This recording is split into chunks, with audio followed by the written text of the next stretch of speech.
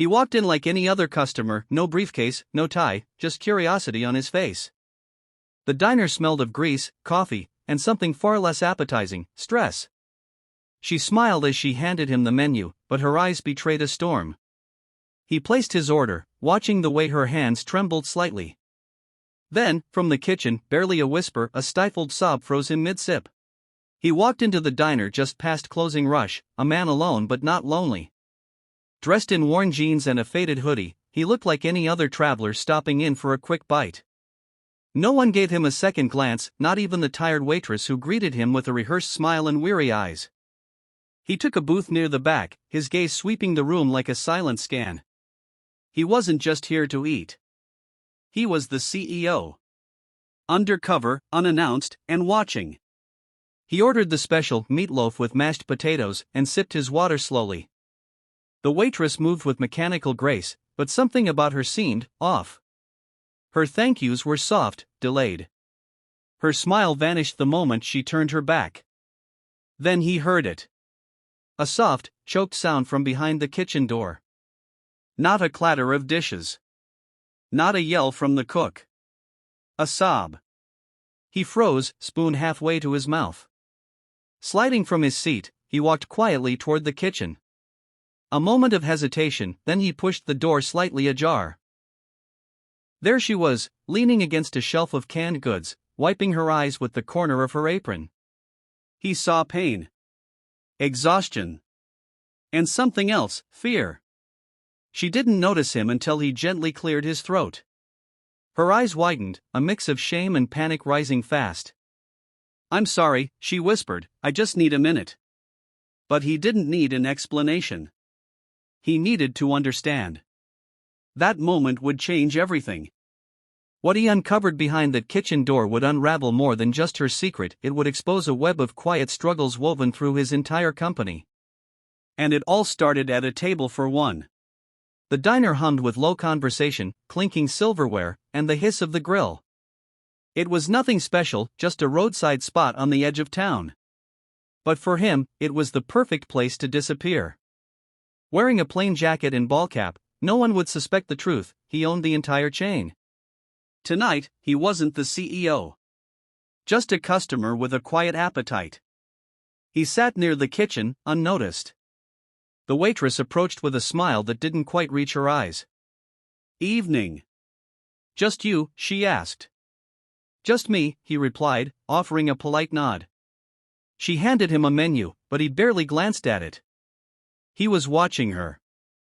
The slight limp. The way she winced when she reached too far.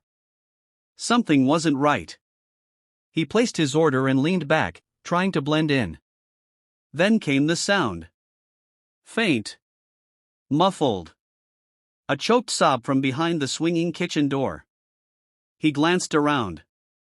No one else seemed to hear it, or maybe they were just used to it. He waited. Another sound. Louder this time.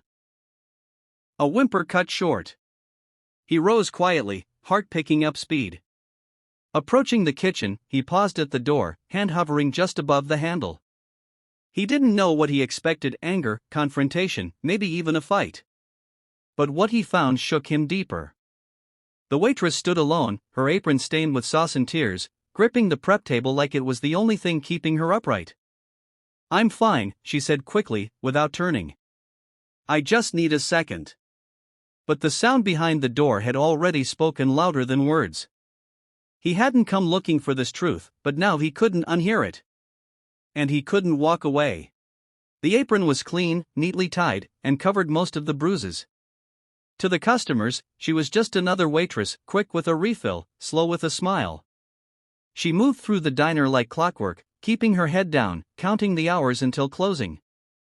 No one asked questions, and that was how she preferred it. Until tonight. He sat at table 6, alone, dressed in jeans and a flannel shirt. No one recognized him as the CEO of the franchise. That was the point. He wanted to see how things really ran, how his employees were treated, how the place felt when no suits were watching. She handed him a menu. "Specials on the board," she said softly. He looked up. Her voice was flat, her eyes even more so. But something else caught his attention, her sleeve slipping just enough to reveal a faint purple mark on her wrist. He didn't mention it. Not yet. He ordered a burger, watching as she disappeared into the kitchen. A few minutes passed. Then came the sound. Barely audible over the sizzle of the grill. A sniff. A quiet, sharp inhale. Then a stifled sob. He stood slowly and moved toward the kitchen door. He shouldn't have, he knew that. But something pushed him forward. Inside, she stood with her back to him, hands gripping the counter, shoulders shaking. He spoke gently. "Are you okay?" She froze. Slowly, she turned, eyes red, mask gone. "You're not just a customer, are you?" He shook his head. "No," he said. "And you're not just a waitress." What she wore beneath the apron told a story no resume ever could. And he realized, in that moment, that the job he needed to do wasn't in the office, it started right here. With her. The plate clattered onto the table with just a little too much force. "Sorry," she muttered, not making eye contact. Her voice was barely louder than the hum of the overhead lights. The man nodded politely, thanking her, though her silence echoed louder than any words. He stirred his coffee slowly, eyes following her retreat to the counter. Her movements were precise, robotic, as if going through motions she had rehearsed 1,000 times. But he noticed the details, how she flinched when the cook barked an order, how her smile only appeared when a customer was looking. He wasn't here for the food. He was here for the truth. And he'd just found a crack in the surface. As CEO, he'd launched this undercover tour to see his diners from the ground level. Not spreadsheets. Not performance reports. Real people. Real stories. And something about this place was off. Then it happened. A crash from the kitchen, a dropped tray, maybe. Followed by a harsh voice. Then silence. And a soft, wet sound. Crying. He stood up, walking calmly toward the kitchen. No one stopped him. No one even looked up. Behind the door, she stood with her back to him, wiping her eyes with her sleeve. A bruise peeked from beneath her collar. The cook turned, saw him, and froze. "This isn't your place," the cook said gruffly. The CEO looked him dead in the eye. "It is now." He stepped forward, not as a boss, but as a man unwilling to let silence keep speaking louder than suffering. She didn't need a rescue. She needed someone to finally hear the quiet. And tonight, silence had finally been served its answer. The bell above the diner door jingled softly as he stepped inside. No one paid him much attention, just another customer on a slow Tuesday night. He took a booth near the back, out of habit more than strategy. Old instincts from boardrooms and business deals still lingered, even in jeans and a flannel shirt. He scanned the laminated menu, but his real attention was elsewhere. The waitress approached, pad in hand. "Welcome in. What can I get you?" Her smile was polite, practiced, but not real. He could tell. "I'll take the chili," he said. She nodded, scribbled quickly, and turned away. But in that brief moment, he'd noticed her fingers were shaking. She blinked a little too fast.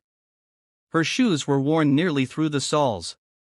He watched her retreat to the kitchen, disappearing behind the swinging door. He didn't come here to inspect the menu.